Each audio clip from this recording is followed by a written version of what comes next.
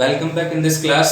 Previous class में हमने drought lesson का स्टडी किया और ड्रॉट लेसन में हमने एक कंप्लीट जो स्टडी होती है लेसन की और उसमें जो जो कैरेक्टर्स थे उनका हमने स्टडी किया। तो आपको क्या करना है, उस स्टोरी को कम्प्लीटली याद करना है और उसके बाद उसके जो क्वेश्चन आंसर हैं उनको हम कैसे करेंगे। तो आज हम जो है क्वेश्चन आंसर की ही प्रैक्टिस करने वाले हैं और क्वेश्चन आंसर की प्रैक्टिस करने के लिए हमें कौन कौन सी बातों का ध्यान रखना है वो मैं आपको बताने वाला हूँ। तो listen carefully. First of all हमें टेंस के बारे में जानकारी होनी चाहिए। स्टोरी तो कंफर्म होनी चाहिए। स्टोरी का तो माइंड में बिल्कुल एक ग्राफ जो है वो फिक्स होना चाहिए, एक माइंड में पिक्चर चलनी चाहिए इस स्टोरी में क्या हुआ था। ओके, इसके बाद में हमें और क्या ध्यान रखना है। देखिए मैं आपको ये बता दूं for your kind information, annual exam में 40 मार्क्स के क्वेश्चन आंसर जो है वो आते हैं। मतलब आपको 40 मार्क्स के जो आंसर हैं, क्वेश्चन जो भी आएंगे उनके आंसर आपको लिखने हैं, तो आपको 40 मार्क्स से मिल सकते हैं। और हमारे पास में सिलेबस में 2 बुक्स हैं, 2 टेक्स्ट बुक हैं। फर्स्ट ऑफ ऑल जो बुक है उसका नाम है रेनबो और सप्लीमेंट्री जो बुक है उसका नाम है पैनोरामा। फिलहाल हम स्टडी कर रहे हैं पैनोरामा की और रेनबो में हम जो है पोइट्री पार्ट स्टडी कर चुके हैं। तो हमें क्या करना है, लेसन्स जो भी स्टडी किए उनकी स्टोरी माइंड में होनी चाहिए, पिक्चर माइंड में क्लियर होनी चाहिए। इस स्टोरी में ये हुआ था। अब स्टोरी जो भी होती हैं वो पास्ट टेंस में रिटर्न होती हैं, पास्ट टेंस में लिखी जाती हैं। ओके, स्टोरी होगी तो पास्ट टेंस हो गया, मतलब जो भूतकाल है उसमें स्टोरी लिखी हुई होती है। अब उनका हमें जो ट्रांसलेशन है वो ध्यान में होना चाहिए। पूरी जो स्टोरी है वो माइंड में पिक्चर की तरह क्लियर होनी चाहिए, तो हम इजीली किसी भी क्वेश्चन का आंसर दे सकते हैं। तो आंसर देने के लिए, आंसर लिखने के लिए, चाहे वो शॉर्ट टाइप हैं चाहे वो लॉन्ग टाइप हैं, कोई से भी आंसर हैं, उनके लिए हमें जो ध्यान रखना है वो क्या क्या ध्यान रखना है वो सुन लीजिएगा। फर्स्ट ऑफ ऑल हमें ध्यान रखना है टेंस का। तो टेंस का हमें विशेष जो ध्यान रखना है वो रखना है पास्ट टेंस का। ओके, पास्ट टेंस के जो 4 पार्ट्स हैं, past simple, past continuous, past perfect और पास्ट परफेक्ट कॉन्टिन्यूअस। ये जो 4 पार्ट्स हैं पास्ट टेंस के, इनका हमें ढंग से पता होना चाहिए। तो थोड़ा सा मैं आपको रिवाइज करवा देता हूँ। पास्ट सिंपल टेंस जो होता है उसके अंदर हमें वर्ब की सेकंड फॉर्म जो है उसका यूज करना होता है, साथ में फर्स्ट फॉर्म का यूज भी करना होता है। सेकंड फॉर्म का यूज होता है वो पास्ट सिंपल के सिंपल सेंटेंस में होता है। फर्स्ट फॉर्म का यूज होता है वो नेगेटिव सेंटेंस और इंट्रोगेटिव सेंटेंस में होता है। ओके, और उसमें सब्जेक्ट्स का कोई बाउंडेशन नहीं है कि किसी सब्जेक्ट के साथ में आपको ये फॉर्म लगाना है या इसके साथ में ये लगाना है, ऐसा नहीं है कुछ भी। नेगेटिव सेंटेंस जब बनाएंगे तो डिड नॉट प्लस वर्ब की फर्स्ट फॉर्म आएगी, लेकिन उसके साथ में सब्जेक्ट्स का मैं बता रहा हूँ बाउंडेशन नहीं है। सभी प्रकार के जो सब्जेक्ट्स हैं उनके साथ में आपको डिड नॉट प्लस वर्ब की फर्स्ट फॉर्म लगानी है, या डिड का जो यूज है वो सभी सब्जेक्ट के साथ में करना है, चाहे वो नेगेटिव सेंटेंस है चाहे वो इंट्रोगेटिव सेंटेंस है। ओके, तो ये तो हुआ हमारा पास्ट सिंपल टेंस के बारे में। Let's see the past continuous tense.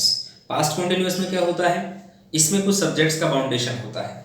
तो पास्ट कॉन्टिन्यूअस में सब्जेक्ट्स जो हैं, जैसे सिंगुलर सब्जेक्ट हो गया ही, सी, इट, और किसी का भी नाम आ गया तो उसके साथ में हमें हेल्पिंग वर्ब वॉज का यूज करना है। फर्स्ट पर्सन सिंगुलर आई के साथ में वॉज का यूज करना है, और जो प्लूरल सब्जेक्ट्स हैं वी, यू, दे और एक से अधिक नाम, उनके साथ में वर का यूज करना है। आईएनजी फॉर्म का यूज में डेफिनेटली किया जाएगा, नो प्रॉब्लम। ओके, जितने भी कॉन्टिन्यूअस टेंसेज हैं फॉर योर काइंड इन्फॉर्मेशन, वहाँ हमें वर्ब फर्स्ट आईएनजी का यूज डेफिनेटली करना पड़ेगा, ये ध्यान रखने की बात है। नेक्स्ट हम बात करते हैं पास्ट परफेक्ट टेंस की। तो पास्ट परफेक्ट टेंस में सभी प्रकार के सब्जेक्ट्स के साथ और सभी जो पर्सन्स हैं उनके साथ हमें हेल्पिंग वर्ब हैड का यूज करना है। और परफेक्ट टेंसेज जो होते हैं, चाहे वो पास्ट परफेक्ट है, चाहे वो प्रेजेंट परफेक्ट है, चाहे वो फ्यूचर परफेक्ट है, सब में हमें कौन सा टेंस का, कौन से फॉर्म का यूज करना है, थर्ड फॉर्म का यूज करना है। ओके, कौन से फॉर्म का यूज करना है, थर्ड फॉर्म का यूज करना है। इसके जस्ट बाद में हम स्टडी करेंगे, वो करेंगे पास्ट परफेक्ट कॉन्टिन्यूअस। तो मैं आपको बता दूं, पास्ट परफेक्ट कॉन्टिन्यूअस टेंसेस में या टेंस में जितने भी टेंसेस होते हैं उनकी एक बार बात कर लेते हैं। तो जितने भी पास्ट परफेक्ट, एक तो अपन पहले बात करें पास्ट परफेक्ट की। Okay, past perfect continuous tense जो है उसके अंदर हमें यूज करना है हैड बीन। ओके, और उसके साथ में वर्ब फर्स्ट आईएनजी का यूज करना है, ओके, और वर्ब फर्स्ट आईएनजी और हैड बीन के जस्ट बाद में क्या लगेगा, वर्ब फर्स्ट आईएनजी, ओके। इसमें सब्जेक्ट्स का बाउंडेशन नहीं है, ओके। फिर हम बात करते हैं, थोड़ा सा हम पीछे जाते हैं, तो जितने भी परफेक्ट कॉन्टिन्यूअस टेंसेज है ना, उनमें सब में बीन शब्द का यूज होता है, बी वन आईएनजी आता है, हेल्पिंग वर्ब चेंज हो जाता है, जैसे प्रेजेंट परफेक्ट कॉन्टिन्यूअस है उसमें हैव बीन हैज बीन का यूज हो जाता है। पास्ट परफेक्ट अभी पढ़ा हमने, पास्ट परफेक्ट कॉन्टिन्यूअस जो है उसमें हम किसका यूज करते हैं, हैड बीन का यूज करते हैं, ओके। हैड तो पास्ट परफेक्ट में आता ही आता है। परफेक्ट कॉन्टिन्यूअस जो है, ओके, उसमें बीन शब्द और जुड़ जाता है, ओके। और फ्यूचर परफेक्ट कॉन्टिन्यूअस उसमें शैल हैव बीन होता है, विल हैव बीन होता है, साथ में वर्ब फर्स्ट आईएनजी आता ही आता है। फिर हम बात करते हैं पास्ट परफेक्ट कॉन्टिन्यूअस में ही हम एक और पॉइंट की बात करते हैं, तो वो पॉइंट है सिंस और फॉर। सिंस और फॉर का यूज हम वहाँ करते हैं टाइम को इंडिकेट करने के लिए। तो सिंस का यूज जो है वो हम करते हैं फिक्स जो टाइम होता है, मतलब पॉइंट ऑफ टाइम, निश्चित समय, उसके लिए हम सिंस का यूज करते हैं। और अनिश्चित समय, उसके लिए हम फॉर का यूज करते हैं, ओके। अब ये फॉर का यूज और सिंस का यूज कौन कौन सी चीज़ों के साथ में, कौन कौन से टाइम के साथ होता है, तो सिंस का यूज होता है तारीख, वार, बजे, सन आए, फॉर को छोड़कर सिंस लगाई, एक नॉर्मल सा एक दोहा सेटअप कर रखा है। तारीख डेट कोई सी भी हो, वार days, Sunday Monday Tuesday, okay. बजे 3 o'clock 4 o'clock मतलब 3 बजे 4 बजे जो भी है उसके साथ। और सन मतलब सेशन 2014-15 जो भी पास्ट में बीत गए उनके साथ में हमें किसका यूज करना है, सिंस का यूज करना है। इसके अलावा मॉर्निंग, इवनिंग, आफ्टरनून, ये जो है ना फोर्टनाइट, किसी भी महीने का नाम आ गया, नेम ऑफ मंथ, इनके साथ में हमें सिंस का यूज करना है, ओके। और जो अनिश्चित समय है, पीरियड ऑफ टाइम है, 10 मिनट 5 मिनट 2 घंटे, ओके, 3 साल 5 साल 20 साल, ये जो भी है, मान लो 3 years 4 years 5 years 6 months 2 months, okay, 5 seconds 3 minutes, ये जो अनिश्चित समय जो हम देख रहे हैं इनके साथ हमें फॉर का यूज करना है। तो ये हमने थोड़ा सा क्वेश्चन आंसर करने के लिए, क्वेश्चन जो है उनके आंसर करने के लिए हमने पास्ट टेंस के बारे में थोड़ा सा स्टडी किया है, तो आप इसका ध्यान रखें। मैं फिर से आपको बता देता हूँ, पास्ट सिंपल में वर्ब की सेकंड फॉर्म, सिंपल सेंटेंस में, नेगेटिव सेंटेंस में डिड नॉट प्लस वर्ब की फर्स्ट फॉर्म, ओके। इंटरोगेटिव में डिड का यूज किया जाएगा सबसे पहले, और डब्ल्यूएच वर्ड के बाद किया जाएगा। पास्ट कॉन्टिन्यूअस में वॉज वर्ब, सिंगुलर के साथ में किसका यूज, वॉज का यूज, आई के साथ में वॉज का यूज, प्लूरल सब्जेक्ट के साथ में वर का यूज, पास्ट परफेक्ट टेंस में हैड का यूज, ओके, और साथ में वर्ब की थर्ड फॉर्म। और पास्ट परफेक्ट कॉन्टिन्यूअस में हैड बीन प्लस वर्ब की फर्स्ट फॉर्म प्लस आईएनजी, ये मैंने आपको बता दिया है। वहाँ सब्जेक्ट्स का बाउंडेशन नहीं है, हैड बीन सबके साथ ही यूज किया जाएगा। इसके जस्ट बाद में हम जो क्वेश्चन आंसर हम करेंगे या जिन जिन क्वेश्चंस का हम आंसर लिखेंगे उनके लिए हमें WH वर्ड्स का यूज भी करना होता है। WH वर्ड का हमें पता है तो हम आंसर लिख देंगे। WH वर्ड से ही कोई भी क्वेश्चन स्टार्ट होता है, और WH वर्ड जो है उसका हमें पता होना चाहिए, उसका यूज पता होना चाहिए, ओके। तो WH वर्ड जो है, जैसे यहाँ पर देखो हु आ रहा है, यहाँ पर भी हु है, यहाँ पर वैन है, यहाँ पे हु है, यहाँ पे वाई है। तो ये WH वर्ड्स होते हैं, इनका यूजेस, इनका जो यूज है, प्रयोग हमें आना चाहिए। तो हमारे पास में जो है according to grammar 15 WH words हैं, ओके। 15 WH वर्ड्स में हम जो है स्टडी करते हैं उनकी। तो पहले हम कैटेगरी करते हैं एक WH वर्ड की और इस साइड में SW वर्ड की। मैंने आपको बता दिया तो उस टाइम 2 कैटेगरी करके WH वर्ड्स जो हैं उनके अंदर हम स्टडी करेंगे। जैसे मान लो कौन कौन से WH वर्ड जो है हम स्टडी करते हैं, जिसमें से हम बात करें, इनका हम आंसर बाद में लिख लेंगे। जैसे हम बात करें नंबर 1 तो हु के जस्ट बाद में हम स्टडी करते हैं होम के जस्ट बाद में हम स्टडी करते हैं हुज, ओके। इसके जस्ट बाद में हम जो है वो स्टडी करते हैं वैन के जस्ट बाद में हम स्टडी करते हैं हुज, ओके। इसके जस्ट बाद में करते हैं हम वाई, y के जस्ट बाद में हम स्टडी करते हैं वेयर, ओके। और 8th नंबर पे जो है वो हम स्टडी करते हैं विच की। ये हमारे पास में 8 जो है वो WH वर्ड्स हैं। ये WH वर्ड्स क्यों कहलाते हैं? क्योंकि ये स्टार्टिंग इनकी देखो WH से ही हो रही है। Are you getting? ये हमें ध्यान रखना है। हम थोड़ा सा इसका ब्रीफली स्टडी कर लेते हैं। डिटेल में मैंने आपको पहले बता दिया है। तो देखिएगा, हु मीन्स कौन, इसमें किसी सब्जेक्ट के बारे में पूछते हैं। हुम किसे, ये ऑब्जेक्टिव केस है, हु का ऑब्जेक्टिव केस मान लो इसको। हुम, हुज किसका, किसकी, मतलब इसमें पोजीशन आता है, किसी वस्तु पर, किसी व्यक्ति पर जो है अधिकार जताने के लिए हम करते हैं इसका यूज। वैन मीन्स कब, टाइम, कोई भी टाइम पूछने के लिए हम वैन का यूज करते हैं। हुज, ये हमने यहाँ इसको रिपीट कर दिया है, नो प्रॉब्लम।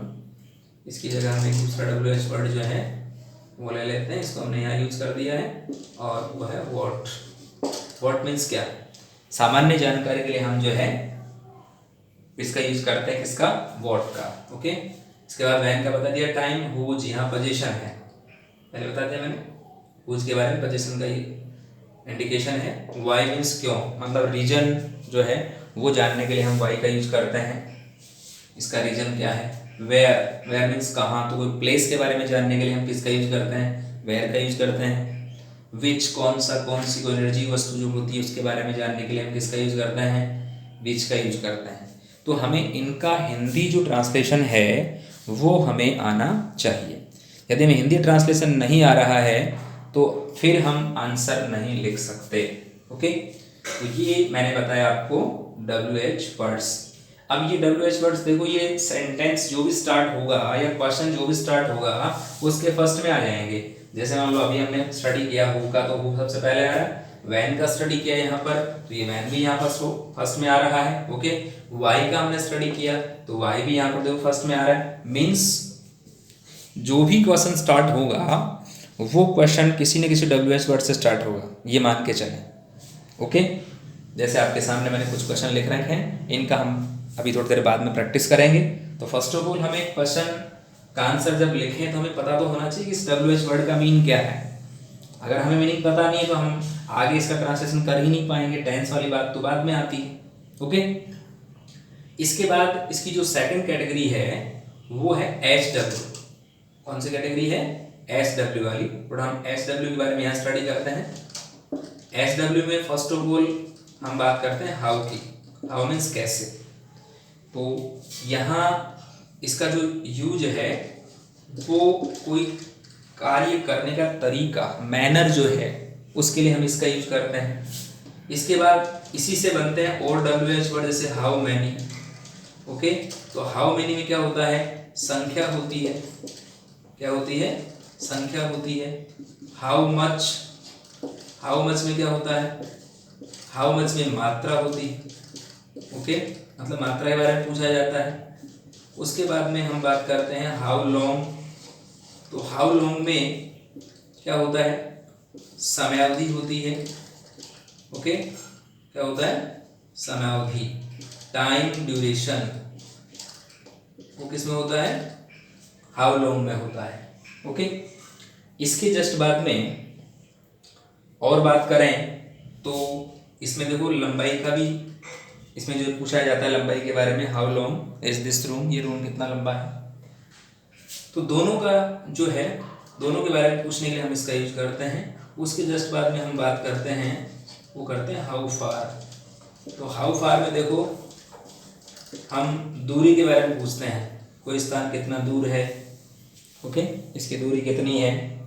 इसके जस्ट बाद में हम बात करते हैं तो वो वर्ड है हाउ ओल्ड, ओके।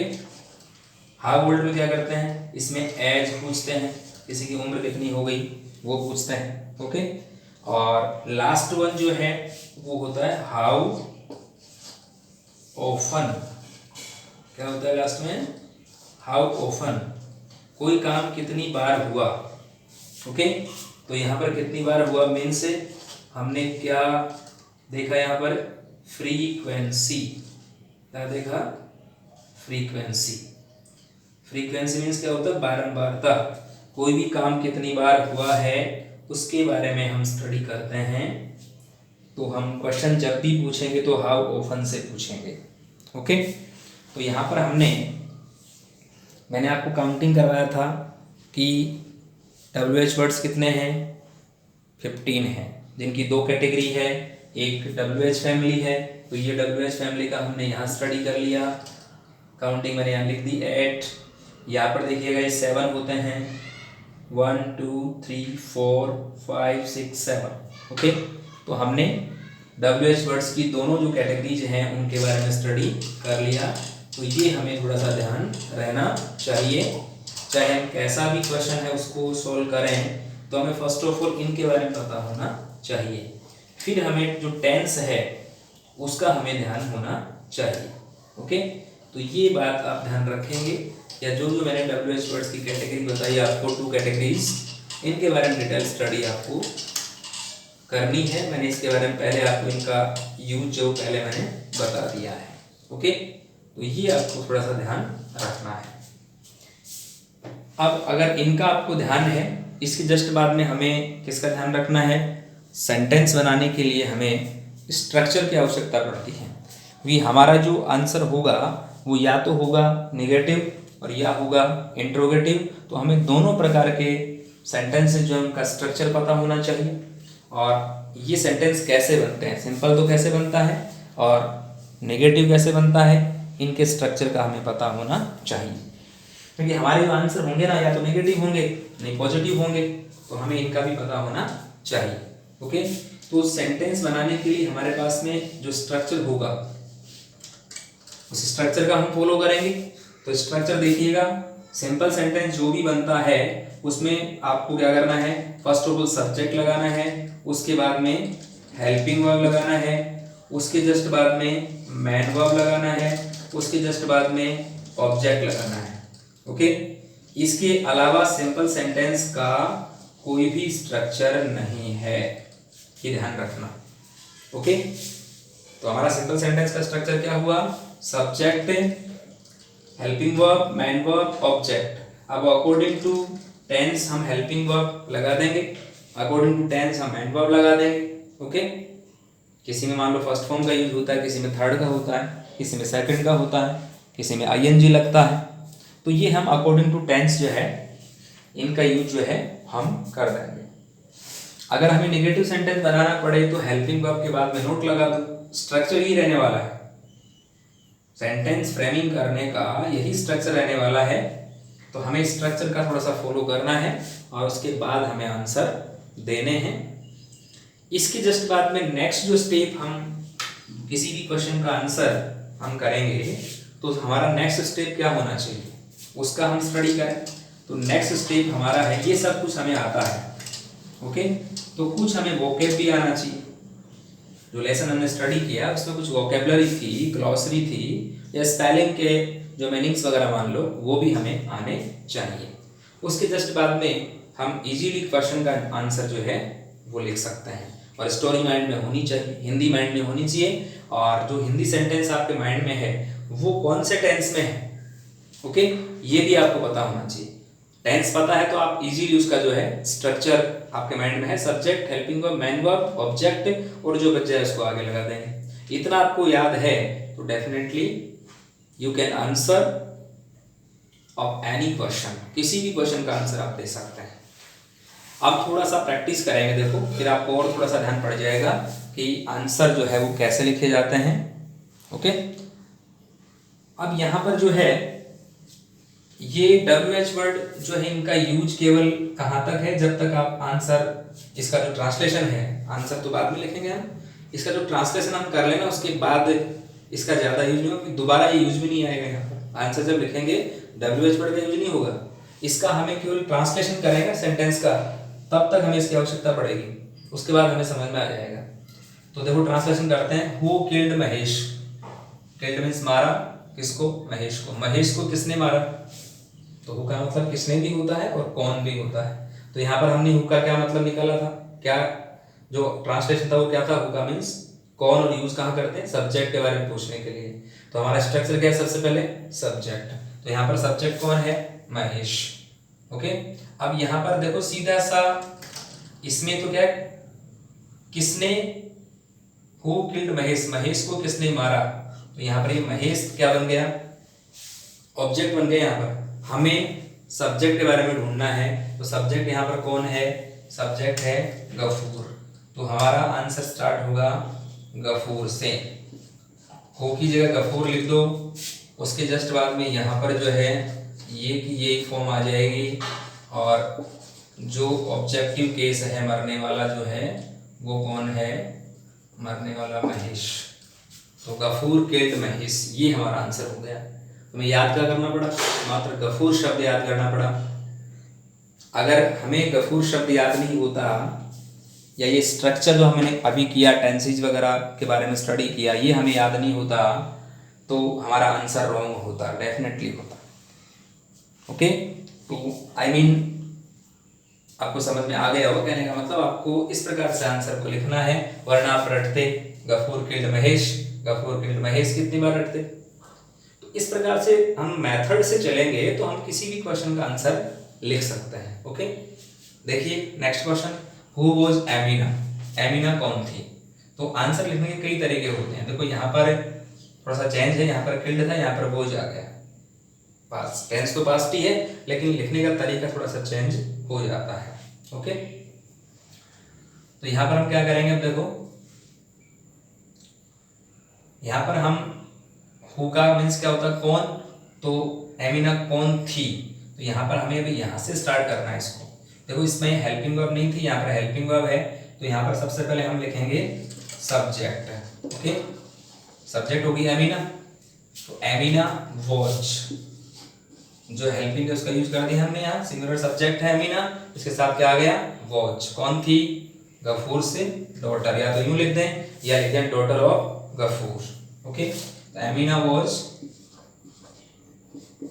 गफूर्स डॉटर, कौन थी ये, गफूर की बेटी थी। तो हमारा आंसर क्या बन गया, एमिना वॉच गफूर से डॉटर। ओके, इस प्रकार से हमने इसका आंसर बहुत इजी तरीके से लिख दिया। फिर इसके जस्ट बाद में है when did the story drought take place, when did the story take place means क्या हुआ, स्टोरी जो है वो कब लिखी गई। ओके, तो यहाँ पर ये फर्स्ट ऑफ ऑल हमने जब लेसन को स्टार्ट किया था तो वहाँ पर ये हमने स्टडी कर लिया था कि ये स्टोरी जो है वो कब लिखी गई थी। ओके, तो ये फर्स्ट में एक लाइन आई थी हमारे पास में, और वो लाइन थी it was nearing the end of May. क्या लाइन आई थी हमारे पास में, it was the nearing the end of May. तो कहानी कब लिखी गई, nearing the end of May, तो मई का अंत होने वाला था, तो हम क्या लिख सकते हैं, मई लिख सकते हैं इसमें, नो प्रॉब्लम। तो कब हुई, तो यहां से हम स्टार्ट करेंगे इसको, द स्टोरी, क्या स्टार्ट करेंगे, द स्टोरी, स्टोरी का नाम है ड्रॉट, स्टोरी ड्रॉट, डिड आने पर इसको सिंपल सेंटेंस में टुक कर देते हैं, took place in May, the story drought took place in May. देखिएगा ये एक रूल ही है कि जहां भी डिड आएगा हम सेंटेंस बनाएंगे आंसर वाला सिंपल, और सिंपल सेंटेंस में क्या कर देंगे हम, डिड आते ही वो आपकी सेकंड फॉर्म जो है वो कन्वर्ट हो जाएगी, जिसे यहाँ टैग था, सेकंड फॉर्म क्या होगी इसकी, टुक।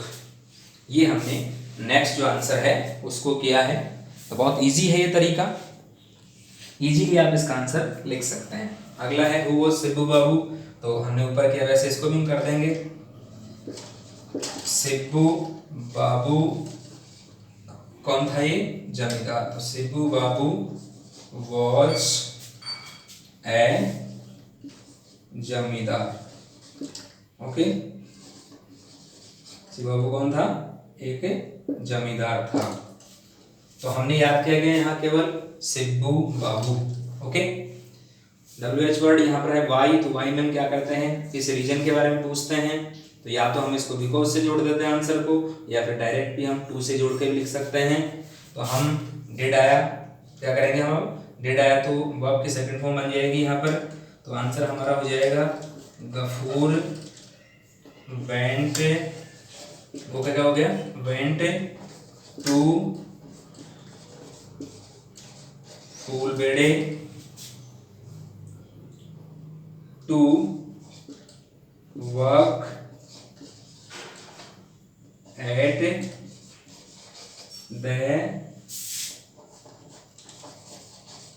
Jute mill. ओके, और ये एट द एंड लगाओ तो लगाओ, नहीं कोई प्रॉब्लम वाली बात नहीं है।